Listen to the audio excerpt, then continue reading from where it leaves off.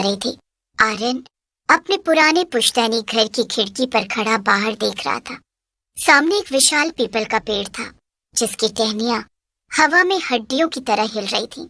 काका साहब, अब आज भी इस पुराने पेड़ को पानी क्यों देते हैं, और वो भी आधी रात को? बेटा, कुछ प्यास ऐसी होती है जो कुएं के पानी से नहीं, श्रद्धा और डर के मेल से बुझती है। उस पेड़ के नीचे मत जाना, वहाँ वो रहता है। वो, आप मुंजा की बात कर रहे हैं? काका साहब, 21वीं सदी है, भूत प्रेत सिर्फ कहानियों में अच्छे लगते हैं। मुंजिया कोई साधारण भूत नहीं है आर्यन, वो एक अतृप्त आत्मा है। उसकी मुंज तो हुई, पर उसकी शादी की इच्छा अधूरी रह गई। वो आज भी अपनी दुल्हन ढूंढ रहा है। अगली रात आर्यन के दोस्तों ने उसे चुनौती दी। सभी ने उसे मना किया, लेकिन आर्यन अपनी बहादुरी साबित करना चाहता था। वो हाथ में टॉर्च लेकर उस पीपल के पेड़ की ओर बढ़ गया। आर्यन, मत जाओ। बड़े बूढ़े कहते हैं कि अगर मुंजिया ने तुम्हें देख लिया तो वो तुम्हारे कंधे पर बैठ जाएगा और कभी भी नहीं उतरेगा। देखे तो सही, तुम्हारा मुंजिया मेरा क्या बिगाड़ता है? जैसे ही आर्यन पेड़ के पास पहुंचा, हवा अचानक ठंडी हो गई। वहां की खुशबू बदल गई। सड़े हुए फूलों और पुरानी राख जैसी महक आने लगी। अचानक पेड़ के ऊपर से एक अजीब सी खिलखिलाहट सुनाई दी। आ गया, तू आ गया। आर्यन ठिठक गया। उसकी टॉर्च की रोशनी पीपल की एक मोटी टहनी पर पड़ी। वहां एक लड़का बैठा था।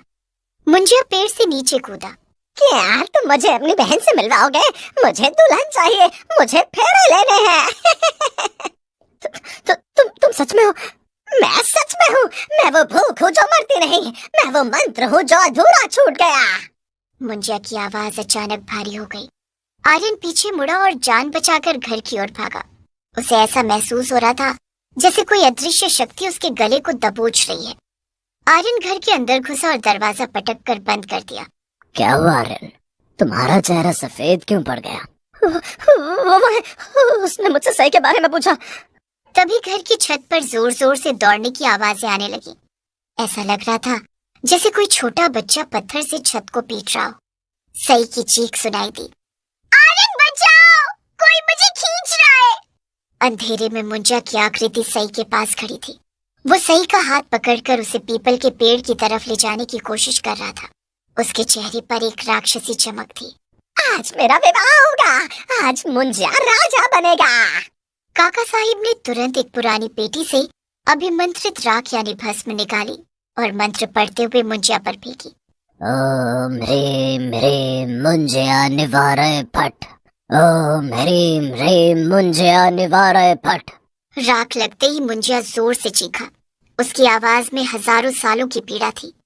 वो धुएं की तरह गायब होने लगा, लेकिन जाते जाते आर्यन की आंखों में देखकर बोला, मैं वापस आऊंगा जब तक मेरी प्यास नहीं बुझेगी। इस घर का कोई पुरुष चैन से नहीं सोएगा। मुंजिया का आतंक कभी खत्म नहीं हुआ था। काका साहिब की भस्म ने उसे कुछ समय के लिए पीछे धकेल दिया था, लेकिन उसकी काली छाया अब आर्यन के खून में मिल चुकी थी। अगले दिन आर्यन को तेज बुखार चढ़ गया, लेकिन ये साधारण बुखार नहीं था। उसके शरीर का तापमान बर्फ की तरह ठंडा था, जबकि उसे लग रहा था जैसे उसके अंदर आग जल रही हो। काका साहब, आर्यन भाई कुछ बोल नहीं रहे। वो बस छत की तरफ देख रहे और अपने आप से बातें कर रहे हैं। काका साहब ने आर्यन की चादर हटाई और उनके होश उड़ गए। आर्यन की छाती पर लाल रंग से माँ अक्षर उभर आया था, जैसे किसी ने गर्म लोहे से उसे दागा हो। वाह, उसे भूख लगी है, उसे चावल नहीं, उसे जान चाहिए। विनाश काले विपरीत बुद्धि। मुंजिया ने आर्यन को अपना वाहन बना लिया है। अगर आज सूर्यास्त तक इसका समाधान नहीं हुआ तो मुंजिया आर्यन के शरीर पर पूरी तरह कब्जा कर लेगा। काका साहिब ने पड़ोस के गांव से शास्त्री जी को बुलाया, जो अतृप्त आत्माओं को बांधने में माहिर थे। शास्त्री जी ने आते ही घर के चारों ओर पीली सरसों छिड़क दी। ये मुंजिया बहुत पुराना है। इसकी जड़ें उस पीपल के पेड़ की गहराई तक नहीं, बल्कि इस परिवार के किसी पुराने पाप से जुड़ी है। काका साहब, सच बताइए, ये मुंजिया कौन है? ये मेरे परदादा का छोटा भाई था। 12 साल की उम्र में जनेऊ होने के बाद विवाह की जिद में उसने कुएं में छलांग लगा दी थी। तब से वो इसी घर की खुशियों का दुश्मन बना हो। शास्त्री जी ने तय किया कि मुंजिया को उसी पीपल के पेड़ के पास बुलाकर केलित करना होगा। आधी रात को आर्यन को जंजीरों से बांधकर उस पेड़ के नीचे ले जाया गया। आर्यन का शरीर अकड़ने लगा। उसकी आंखें पूरी तरह सफेद हो गईं। आर्यन, अपनी इच्छा शक्ति जगाओ। अगर तुमने हार मान ली तो वो कभी नहीं जाएगा। तभी पेड़ के पीछे से एक काली परछाई निकली। वो हूबहू आर्यन जैसी दिख रही थी, लेकिन उसका चेहरा आधा जला हुआ और डरावना था। मुंजिया अब आर्यन के शरीर से बाहर निकलकर अपने असली भयानक रूप में आ गया था। उसने शास्त्री जी पर हमला किया। शास्त्री जी ने हाथ में लिया गंगा जल उस पर फेंका। ये आग मुझे नहीं जला सकती। मैंने सदियों की तपस्या की है बदले के लिए। वो अब सई की तरफ बढ़ने लगा, जो दूर खड़ी कांप रही। आर्यन भाई मुझे बचाओ। सई की आवाज सुनकर आर्यन के अंदर की चेतना जागी। उसने पूरी ताकत से अपनी जंजीर तोड़ी और शास्त्री जी की गिरी हुई अभिमंत्रित खड्ग उठा ली। मुंजिया, तेरा रिश्ता इस परिवार से था, पर तूने इसे नर्क बना दिया। आज मैं तेरा अंत करूंगा। आर्यन ने तलवार को अपने हाथ के खून से रंगा और सीधे पीपल की जड़ में गाड़ दिया। मुंजिया का शरीर धुएं में बदलने लगा। तुम मुझे मार सकते हो, पर मेरी प्यास फिर लौटेगी। वो धुआं पीपल के पेड़ के अंदर समा गया।